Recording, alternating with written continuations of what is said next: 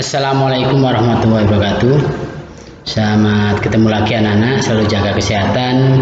Tetap pada materi IPS kelas 9 semester 2 yaitu bab 1 ketergantungan antar ruang dan pengaruh terhadap kesejahteraan. Tetap sama Pak Heru. Pada kali ini materi yang saya sampaikan adalah pemanfaatan persaingan sebagai peluang untuk meraih keunggulan ekonomi bangsa. Dan yang kedua, mengembangkan pusat-pusat keunggulan ekonomi untuk kesejahteraan masyarakat. Terlebih dahulu marilah kita awali dengan bacaan doa. Semoga pembelajaran daring ini bisa menjadikan ilmu yang manfaat dan mudah dimengerti oleh anak-anak. Berdoa mulai.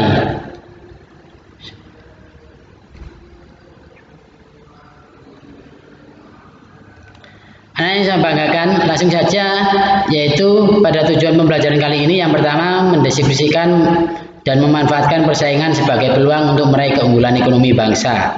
Yang kedua menjelaskan pengembangan pusat-pusat keunggulan ekonomi untuk kesejahteraan masyarakat. Persepsi pada minggu kemarin sudah saya bacakan, langsung pada materi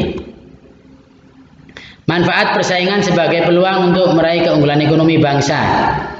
Faktor yang mempengaruhi terjadinya perdagangan internasional antara lain keunggulan kooperatif dan keunggulan mutlak dari masing-masing negara. Menurut teori perdagangan yang dikemukakan oleh Adam Smith, perdagangan antar dua negara terhadap dua jenis barang akan terjadi jika masing-masing negara mempunyai kekuatan dalam memproduksi barang tertentu.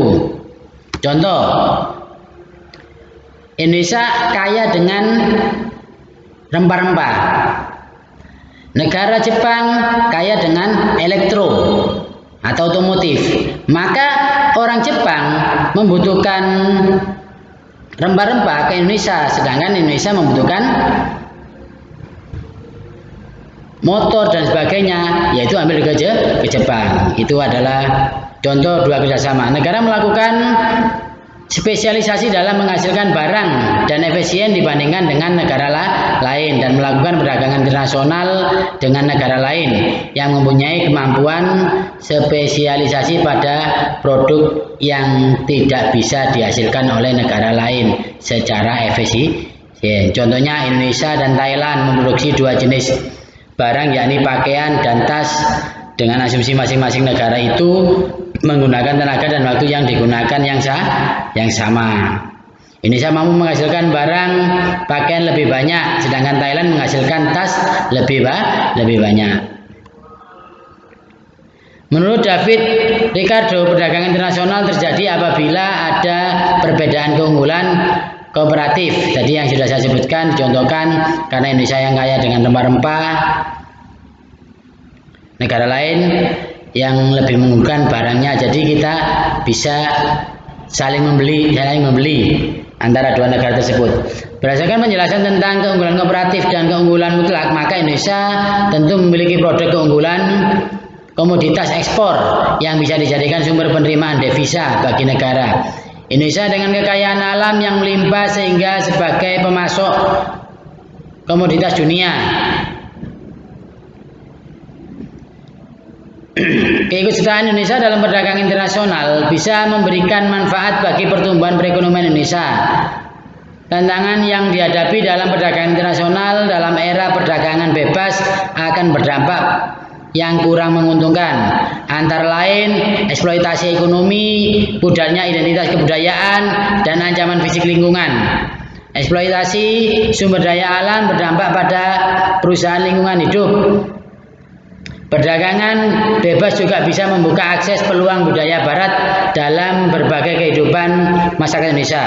Peluang yang bisa dilakukan dalam era perdagangan bebas yakni dengan mengandalkan kekayaan sumber daya alam dan melimpahnya tenaga kerja yang memiliki untuk menghasilkan produk yang mampu bersaing di pasar internasional dan biaya produksi yang lebih murah.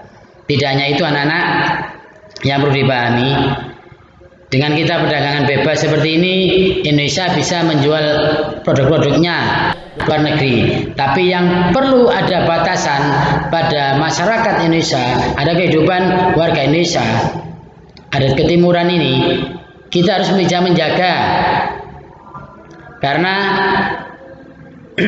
negara lain, selain memasukkan barang, tapi budaya-budaya juga dimasukkan. Lihat, perbedaan aja zaman saya masih muda dengan sekarang. Itu orang untuk keluar rumah berpakaian nun sewu, pakaian yang bikini hampir nggak ada. Tapi sekarang bayang, mulai pagi dut orang habis subuh sampai jam 11 jam 12 malam masih banyak orang yang memakai pakaian bikini. Nah itulah adat-adat kebaratan yang masuk ke Indonesia karena keikutsertaan Indonesia dalam perdagangan internasional ini. Mungkin itu materi untuk yang pertama ini anak-anak. Langsung saja untuk yang kedua, pengembangan pusat-pusat keunggulan ekonomi untuk kesejahteraan masyarakat. Saya ambil beberapa contoh aja.